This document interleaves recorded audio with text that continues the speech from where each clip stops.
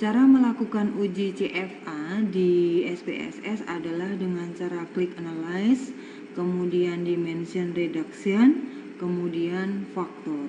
Setelah itu, masukkan setiap variabel yang akan diuji validitasnya. Kemudian klik deskriptif, lalu pilih KMO dan Bartlett test. Setelah itu klik rotation dan pilih Varimax.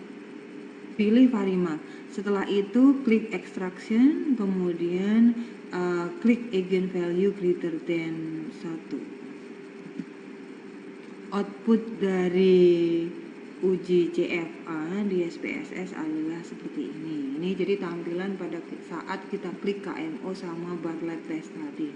Nah, yang paling atas itu adalah nilai KMO dari data yang kita masukkan tadi. Jadi di sini nilai KMO-nya adalah 0,508 dan ini menunjukkan bahwa data yang kita punya itu sudah bisa dikatakan valid meskipun itu kurang bagus.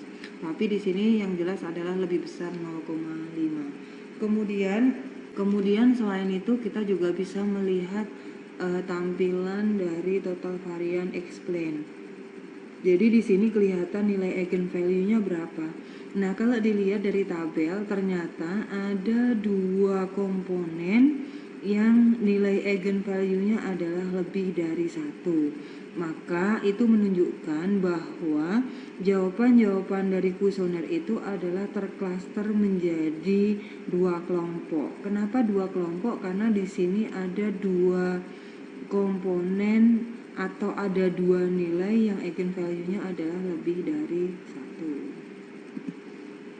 Kemudian selain itu juga lihat rotated component matrix.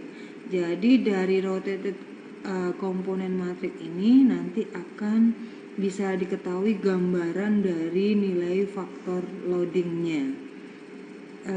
Jika setiap kuesioner menunjukkan faktor loading 0 lebih dari 0,4 dan mengelompok dalam satu kelompok, itu menunjukkan bahwa pertanyaan-pertanyaan tersebut dalam suatu variabel adalah valid.